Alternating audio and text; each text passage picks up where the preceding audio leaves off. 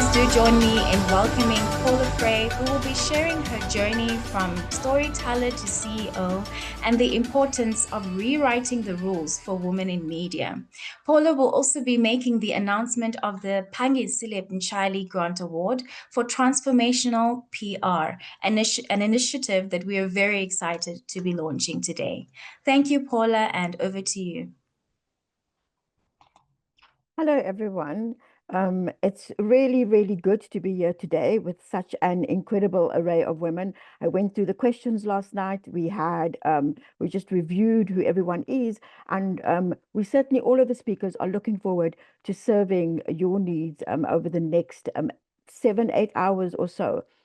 My presentation this morning is from storyteller to CEO, rewriting the rules for women in media. And it really is a tribute to someone who I regard as my mentor, but also my champion in my own journey. And that person we're going to be honoring with the launch of an award later on. Her name was Phangisile Mtshali. And I want to share some of the lessons that I learned from her and from my own experiences that I think that you can take forward in your own business career. Um, Firstly, I wanted to really thank you and thank you for being here. If there's anything that I know, that a woman entrepreneur is incredibly busy. And so I want to thank you for showing up as leaders, as creators, and entrepreneurs. As a journalist, one of the first things that I learned is that storytellers or stories shape the world.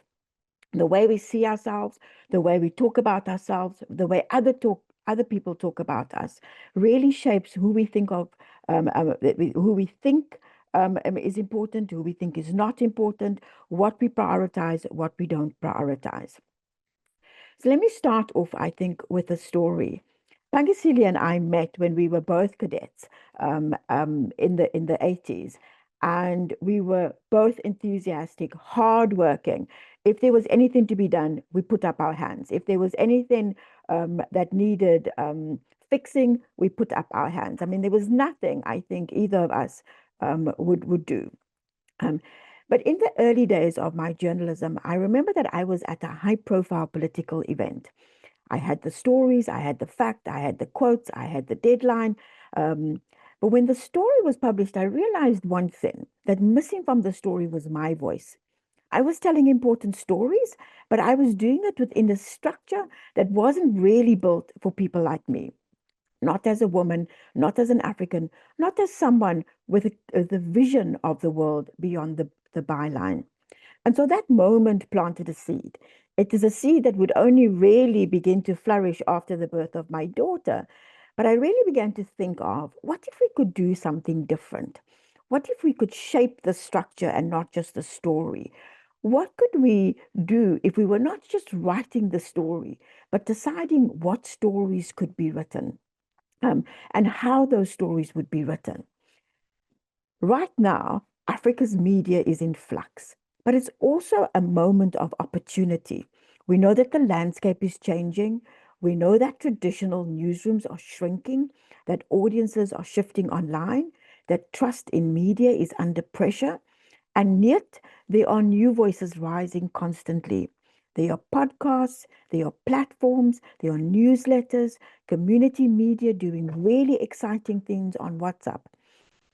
People who are creating these new media products, whether you're on TikTok, whether you're on Instagram, whether you're in mainstream media, you are the future of the industry. Um, but opportunity alone is not enough. I think the one thing that Phangisile really taught me is that she could see opportunity, and she was constantly seeing opportunity. She would identify things that we could be doing. She would be calling up with ideas. She herself did all kinds of things. She started businesses. She had a cattle farm. She was just, she had a hospitality investment in KZN. She was just full of ideas, but more than full of ideas, she acted constantly. So opportunity alone is not enough. We need tools, we need community, and most of all, we need to make the transition from what we're comfortable with, which is as a storyteller, to the skills needed to be the leader of an organization. And sometimes, even in our own businesses, we spend a lot of time doing the work instead of working on the organization. And so, what I really want to talk about is that mind shift, um, that mindset set shift that we need to make. That when I moved from being a journalist to founding Fray Intermedia, I did think that my passion, my principles would be enough. But I quickly realized that I needed to understand a lot more. I needed to understand budgets. I needed to understand contracts. I needed to understand hiring. I needed to understand strategy. I needed to be able to scale from writing one story as a freelancer to commissioning stories as a business owner to creating opportunities for stories. But even more than that, and I needed to unlearn that internal voice that told me I wasn't ready, that told me I wasn't a business person, I was a journalist, that told me I should wait until everything is perfect. That that voice was wrong. And if you hear that voice too, if you're waiting for it to be perfect, if you're waiting to move, I want to talk about the 5 rules that I had to rewrite. I want to talk about today the rules that you should really be thinking of as you start engaging on your business. So I'm going to start sharing my presentation. Um,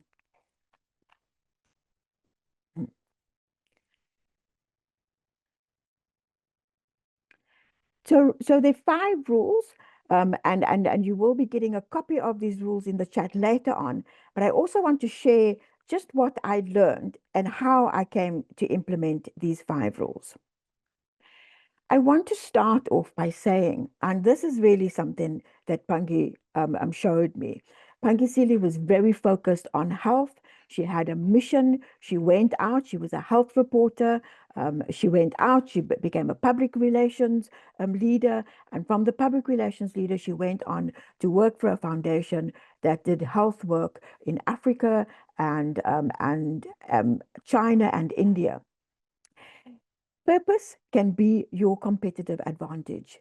Don't think that because you're a purpose-driven person, that is a disadvantage, that you're operating in a space that is simply about good work and not about making profit. And I do want to talk about profit because I think very often as women, we shy away from making profit because we think that's distasteful. But profit is necessary in order to really sustain your business, to grow your business, to employ more people, and to make a difference. So I want to start off by saying that purpose drives profit. Values-led media or media organizations can be both impactful and financially sustainable. It is not an either or.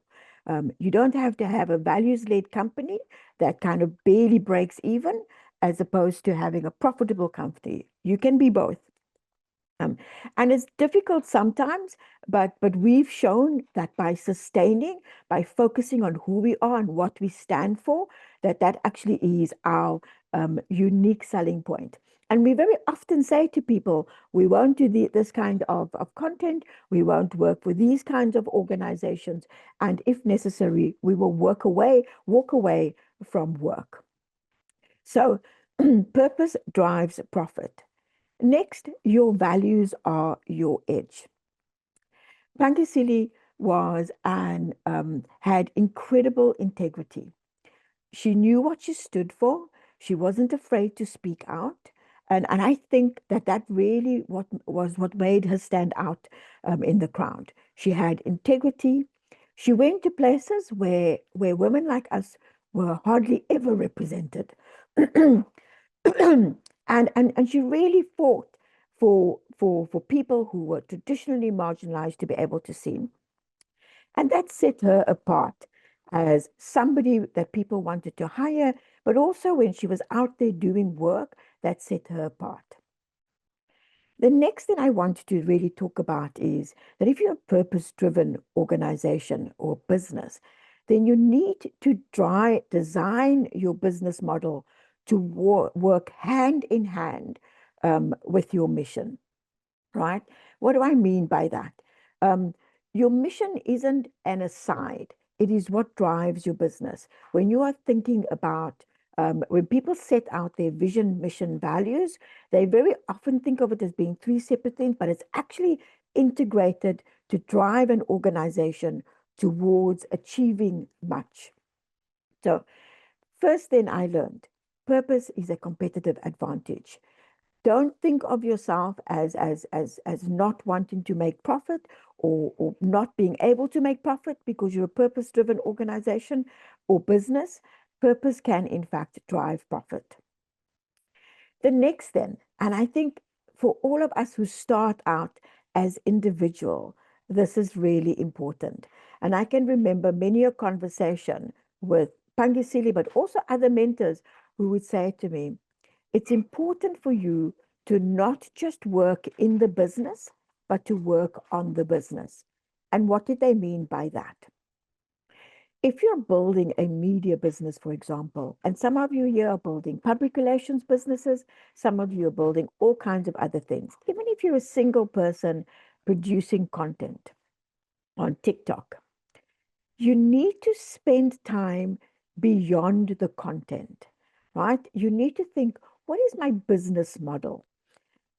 Who is going to pay for this product? How am I going to generate an income that will allow this storytelling to be sustainable?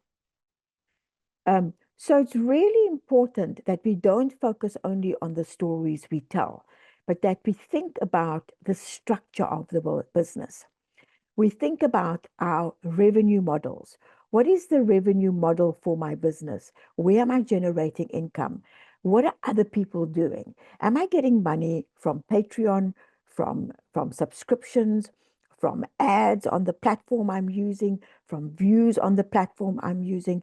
Whatever I'm generating money from, do I have an operational system that is really supporting that? When I started my business, I started it with passion. I didn't have a business plan, I have to be honest. I just dived in and started. But after a couple of months, I realized a business plan is really important and a strategy is really important so that you're not just working on the here and now, that you're thinking longer term, that you're thinking 3 months, 6 months, a year, 3 years, 5 years down the line, so that you're able to invest to build sustainable structures even if your current product is just a podcast. And I say just a podcast, not to undermine the importance of podcasting. If your if you have only one product, what is the business structure you're building to make sure that the money you make from this product builds on future products? One of the things I also learned really early in the business, when we were about so in the business, when Fray was about 2 years old, we got a big project, a really, really big year-long project, and we threw all our efforts into it. We worked on it nonstop. Unfortunately, a friend had asked me to edit a publication, and the publication had business case studies. And one of the business case studies I was editing spoke about how a lot of businesses actually collapse after a major product, a major campaign. And the reason for this is that they spend so much effort in producing the outcome that they forget about what comes afterwards. And so um, when that client actually ends, they don't have other work to sustain them. So one of the things that we really had to look at was, could we take some people off that particular product and get them to start looking for new business, get them start looking for other business that would sustain us down the line. If you have a plan, you would recognize that you need to be thinking beyond the here and now, beyond what you're doing at the moment. The next thing then also is to prioritize your business side. one day a week, one morning a week. Dedicate time to your finance, to your legal, to your operational tasks. Put aside your storytelling and just focus on what do you need to do for the business. Don't let it be an afterthought. When I started out in my business, I would get up at 4 o'clock in the morning and I would write lesson plans. I would do emails. I would do all kinds of things in the morning. And then at 8 o'clock, I would interact with what the business needed. So really prioritize the business side. And then I am not ashamed to say that when I needed help, I turned to people like Phangisile, that I am a coach who coaches other people, but who is also coached. When I need to just get my thoughts back in order, when I need to realign where I am and what I'm doing, I get expert support. Right at the start, I made sure that my business was compliant. I hired a bookkeeper. I'm terrible with finances. I hired a bookkeeper. I made sure that we were keeping track of our finances. I got registered. I got tax compliant. And all of that helped. Not in not in the initial phases when everything felt like a struggle, but 3 years down the line, when we could begin to tender for bigger jobs, we could show that we were compliant, that we had been compliant from the start, that we had 3 years of financials. So bring in the skills and the advice where needed in order to strengthen your foundation for growth. I think any woman in business recognizes that power is relational. And in the early days of Fray Intermedia, it really did feel like I was the only person doing what I was doing, going through what I was going through. Um, but I very, very quickly realized that if I wanted to sustain the business in the long term, I really needed to have people around me. I needed to make connections with other people doing what I was doing. And that's one of the things that we try to do at Fray Media Foundation. We have breakfasts that we actually have every month in Johannesburg to bring women together, to listen to key speakers. We really work towards building a cohort of women across the African continent who are supporting and sustaining one another. Phangisile was one of my early partners, collaborators, mentors. She was a lot of things. She was the kind of person who would pick up the phone when, we wouldn't talk to each other every day. We weren't those kinds of friends. We would talk to each other when we needed one another. And it always felt to me that when I was down, when I really needed somebody, she would just know. And she would call and she would say, "What's happening? Push through. You're going to get there." I remember in the early days of my journalism career, the media company I was working with had identified 10 people they had decided were the editors of the future, and I wasn't one of them. And the very next day after the announcement, Punky phoned me and she said, "Why aren't you in this group?" And I said, "I actually really don't know." And she said, "Well, don't worry, you'll get there without them." And in fact, I did. A few years later, I was appointed editor of the Star, and it always, the Saturday Star, and it always reminded me how important it was to have people who would bolster you. And so, if you know of a colleague who needs that kind of support, please reach out and be the person who champions others just as they champion you. I want to urge you to invest in relationships, create networks with people. I mean, we are a woman first organization. In other words, we try to use women when we procure services or anything that we need to purchase. And we try to create a network that really supports one another. And so really think about how you can empower others, how you can support others, and not just yourself. Okay.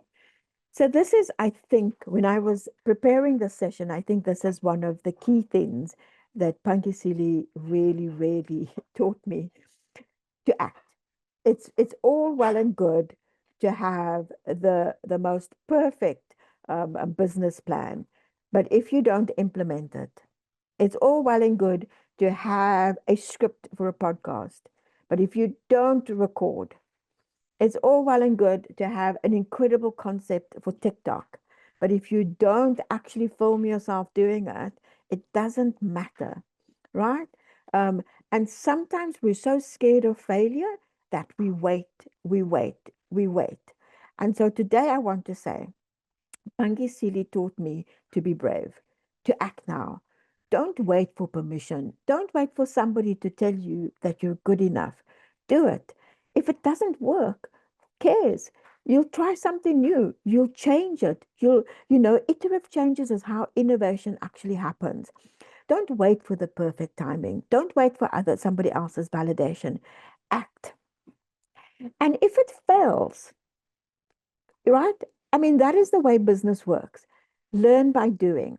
Learn by the growth that happens through your action. What did I do? What worked? What didn't work? What should I change? What are my mistakes? Right? What are the lessons I'm learning from this? I have to say that in hindsight, one of the things that I think about building Fray Intermedia was that I was far too cautious. I didn't take out any loans. I worked. I basically grew the business tiny step by tiny step. And I often wondered what would happen if I was a lot bolder. I'm a lot bolder after I failed, believe it or not. When the company almost collapsed and I rebuilt the company, it made me incredibly bold because I realized that I could actually rebuild. And so I'm a lot bolder now than I was at the start. Every step you take builds your confidence and your capability. And I wouldn't have been able to do that if Phangisile hadn't encouraged me to be brave. Um, and then I think courage is so much better than being certain. Being brave, being brave is not overcoming fear. It's acting even though you might be scared. We're all scared, believe it or not. And so I would really encourage you as much as possible to step forward. And then the last thing I want to do, and this is just a punky thing, is to lead on your own terms. Stop shrinking to fit what people think you should be. Stop being what other people want you to be, right? You don't have to mold yourself into the way other women have led. You don't have to mold yourself into what other people are doing. You can be who you are as you lead. I think it's really important that when you are thinking about your business, that you recognize that you are your biggest champion. And so you need to really do what you're comfortable with, what you believe in, and what you want to serve. It's okay to take a different journey to everyone else. It's okay to build new pathways, to create new systems and services that really serve you and not an outdated network. I want to share these lessons because for me, they were really important. I think my journey wasn't a quick journey. It was I started Fray Intermedia 20 years ago. I started Fray College just under 10 years ago. Fray Foundation with Bongiwe Malangeni and Shamila Bhagavat, we started it 3 years ago. Then there is no such thing as an overnight success. An overnight success really has years of hidden hard work. So please think about that. Think about if you've been working for a long time without any success, yes, maybe you need to do something to shake it up, but it doesn't mean that your plan doesn't have merit. I have a vision of for media leadership. Um, Fray Foundation has a vision. Fray Media Foundation has a vision for media leadership, and it is about more women owning media, running media, and being featured in media as authoritative experts. And it's why we partner with people like Kat McGroby, who founded Quote This Woman. For me, a woman-led media future is bold, it's ethical, it's innovative, and it's also a collective. The people in this room today are part of a bigger collective of people who really want to support women in media, in communications, in public relations, in advocacy, right? If you're talking about Africa, be part of this collective. So before we really close, I want to really leave you with a challenge. Um, I want to leave you with a challenge that says, what is the story about your own leadership that you want to rewrite? What do you want to do that's different? And when you move away from this workshop today, what's the one bold step you're going to make this week from moving from storyteller to CEO, right? It could be registering your company. It could be pitching to a sponsor, asking for help, saying no to something that no longer serves you. So think about that. Think about what you need to do to move on. I'm going to pause there. We're going to be talking about the Phangisile Award in about 10 minutes. I just want to ask answer a couple of questions that we've received. I see from Jacqueline, thank you. What challenges did you encounter at the initial stages of your company? So, Jacqueline, I think one of the biggest challenges that I encountered was capital, right? We started without any capital, and so we really were working with from project to project. And when you work from project to project, it's really difficult to scale because so sometimes you're living to hand to mouth. And there are a couple of things that I learned from that. Initially, as soon as we had extra money, we would hire more staff. And now we recognize that when you have at least 3 months' salary in the bank, it makes you bolder. Because if you know something doesn't work, you can sustain your team while you're trying to make something happen. When I started without capital, one of the first things I thought about was what did I have? And I think all of us need to do this. The incredible thing, if you come from journalism, I always say journalists underestimate um, what skills they have. Phangisile taught me that journalists had skills beyond writing stories.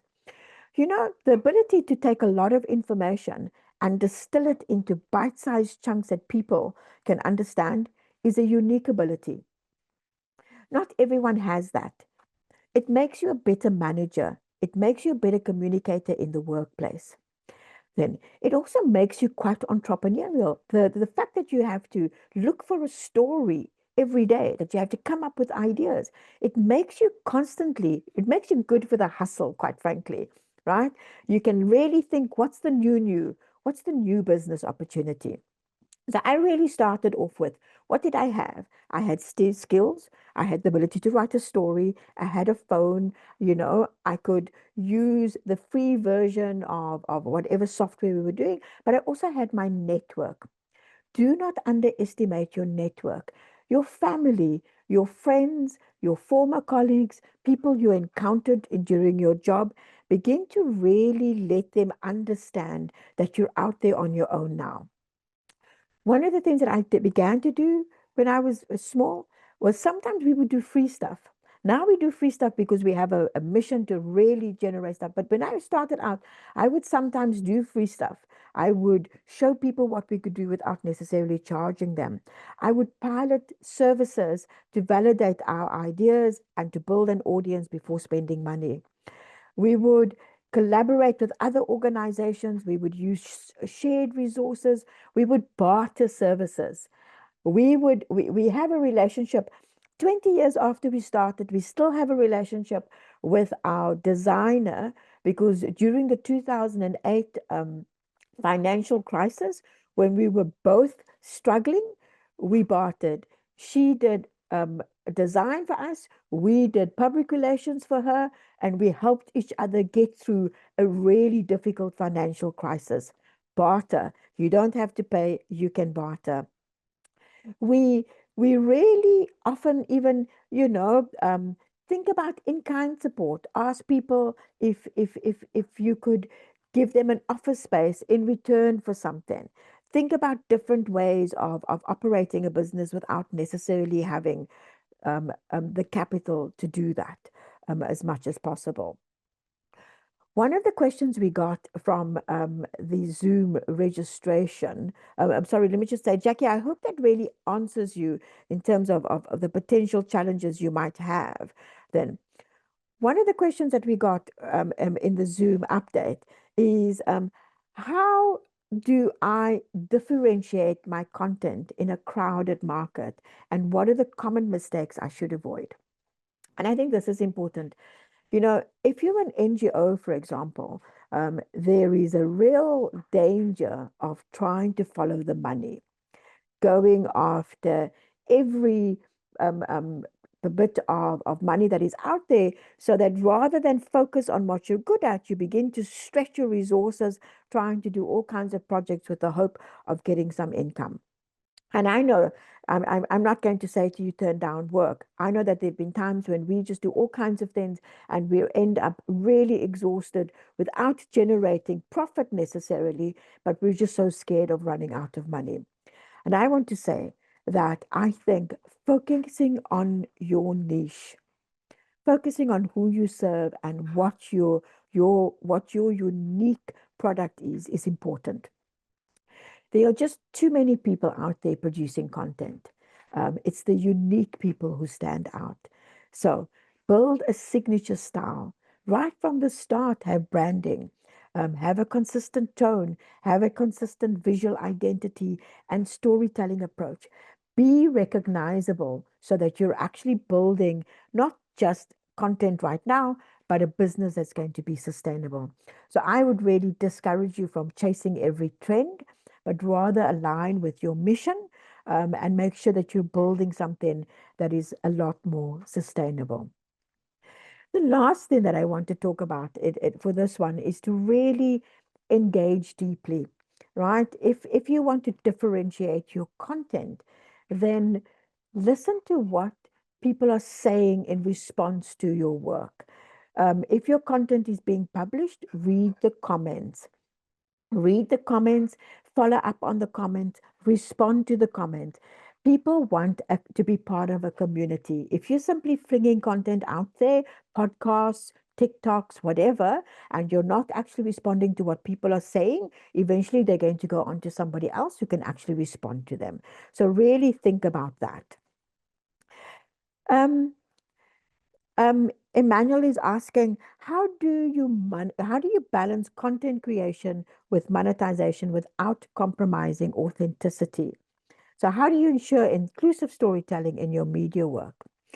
Um, I'm not going to tackle the AI, Emmanuel, because we've got speakers today who are a lot more expert on this, but I do want to talk about authenticity and monetization. When depending on your monetization model, um, the one thing that people are looking for is authenticity. If you compromise your authenticity for the latest, there's a real challenge that you end up in a situation where you do not, in fact, really um, you lose your authenticity, and so the value that people really want to invest in is no longer there. I think it's really important that you think about authenticity as being a key USP, unique service product, right? I mean, this is what you sell. Your integrity is what you sell. When you begin to compromise and you begin to be a one size fits all, and you follow what everyone else is doing, you don't become as attractive as you used to be. And so I would say, do you balance content creation with monetization? I think monetization is important, but your authenticity is what makes your content that's something that people want to invest in. So don't compromise that. Don't compromise your integrity. I'm going to pause there and just check. I'm just trying to see if there was anything else, any other questions directly at me. Um, and then, yeah. Boitomelo is talking about a podcast that she's been working on for about 2 years and it's only now come to fruition.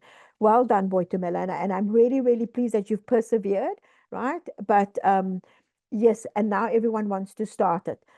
I'm going to say this to you. When you start your podcast, listen to what people are saying about it. Listen to how people are responding. And listen to how you're working, and make sure that you really respond to your audience. I think that's another thing. Whether you're selling a product or whether you're selling content online, who your client is, who your audience is, who your customer is paramount. If you're not serving a need, if you're not serving, if you're not producing something that people want, you really are just wasting your time. And I want to encourage you really to think about that, and think about what needs to be done in order to ensure that your product actually serves a purpose, serves is able to generate the kind of interest that generates income. I'm going to pause there now, because I'm very, very pleased to move on to something that is deeply personal, deeply a great moment for me and the rest of the Fray Media Foundation board, Shamila Bhagavat and Bongiwe Manangeni, and Pearl Majola, who really had a vision to honor someone we thought was incredibly inspiring in our personal lives, in our professional lives. Um, Today, I'm honored to share that we are launching an award, which I think is going to have a lasting impact on the next generation of communicators. Frame Media Foundation is incredibly pleased to announce the launch of the Phangisile Mtshali Award for Transformational PR. And it is a tribute to a woman whose life and work have left an indelible mark on all that have the privilege of knowing her. I want to tell you a little bit about her, because I think it's really important that you know the person who inspired this. Pangisili was more than a colleague. She was a strategic thinker. She was a generous mentor. She was a values-driven communicator who knew the power of storytelling in public health and advocacy. For me and Pearl Majola, Pangi really represented the best of our field. She had integrity, she had impact, but she also had empathy and humanity. She really cared about what she was doing. Um, and together, Pearl and I have committed to supporting this award over the next 3 years with the backing and also financial support from the foundation. We are grateful for the support of the other foundation founders. As I said, Shamila Bhagavat and Bangiwa Mangelani are also supporting both in terms of the work they're going to be doing for it, but also financially. And so what we are awarding, and I'm going to actually put this up on our screen. Um, Let me pull up so that you can see it. Um, the Frame Media Foundation, the Phangisile Mtshali Award is more than just um, financial. Um, we are looking for young women under the age of 35 who are transitioning from journalism into public relations, and wanting to launch or have recently launched a purpose-driven public relations business. The grant includes a 50,000 Rand startup grant, but more importantly, it includes mentorship from industry leaders, and we've already got incredible support from top coaches, business leaders, strategists who will be supporting not just the person who receives the award, but also our finalists. Um, we're going to create a network of communicators that will be able to support, and will give them an access to even bigger network. Um, and we are encouraging a focus on health and development communication, but it's not exclusive. And all of this is really to honor somebody who lived this in her life, who really made a difference in her journalism, in her public relations, in her health communication. Then, then if you are, and if you think that you qualify, we are going to be sharing the link for the application in the chat, and we're going to be sharing more details throughout the day. We'll be running ads for it. Essentially, what we're looking for is somebody who, like Pangi, is driven by purpose and a desire to tell stories that matter. Um, so, to apply, what we really want is for you to have at least 5 years experience in journalism and or public relations, right? We want you to submit a business plan, and if you don't have a business plan, we will help you do a business plan, but we do want a written outline of what your organization is doing and what it stands for. So we want a business plan or a campaign that contributes to your business. We want a personal statement that really outlines what you're doing and what you're aiming to do. And we want one letter of recommendation for somebody that will really support that. We will also ask you how you intend to use the 50,000, and you can use it on marketing your business or branding your business. You can use it for business compliance or registration. We would encourage you to be registered in order to apply. And you can use it for telecommunications or software. You can use it for building your digital platforms. Um, but we're also going to expect a couple of things from you. We want you to be able to submit a progress report within 3 months. We want you to participate in our monitoring and evaluation processes, and you will need to sign an agreement with a mentoring plan. We will pair you with a mentor. You will need to meet with your mentor regularly, and we will the mentors who are going to be supported are really are going to be paid according to your needs. I'd like to ask Lerato and Mangaliso to put on their cameras now. Um, I'm really, really pleased to also say that our judging panel includes Shamila Bhagavat, Kanya Indaki, who is a powerhouse in strategic communication and advocacy and currently serves as Group Senior Marketing and Communications Director at Aurum. Dr. Lerato Ndlovu, who is with us this morning. She's not only Pangasile's niece, but she's a TB immunologist. She's a healer and a science communicator.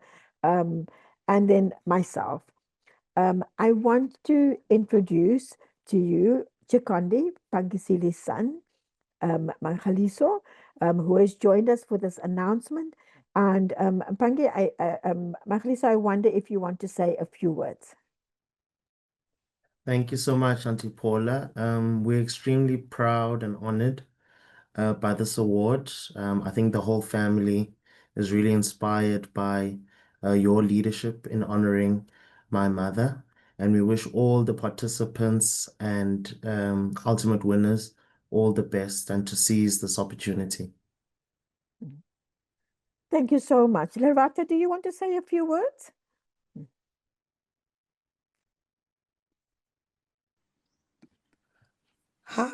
Hi, Paula. Can you see me? Hi. Not yet, no. Oh, I think my video is not working. That's fine. Go ahead. But yeah, thank you for inviting me onto this initiative. It's very exciting. I'm very excited to be on board.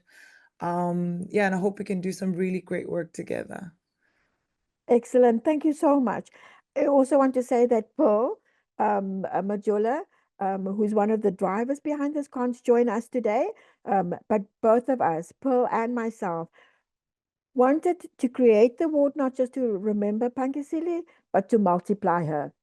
I remember when Pangasiile passed, I said, I was so honored to have Pangasiile in my life. And I hope that other people would have a Pangasiile in their life. And so what we want to do is to multiply her. We want to create a space for more women like her who are committed to transforming how we tell our stories, to build our platforms, and to lead our communities. And so today we officially open the application for the Pangasiile Award for Transformational PR. And we want to remind everyone who's here that we're going to be closing, that we're going to be sharing the details. I encourage you to really be part of this community. And if public relations is not where you are, that's fine. Be part of the community also in terms of just supporting one another and for future opportunities. So thank you very much. Thank you very much, Lorato and Mangaliso, for joining us. It's really good to have you here.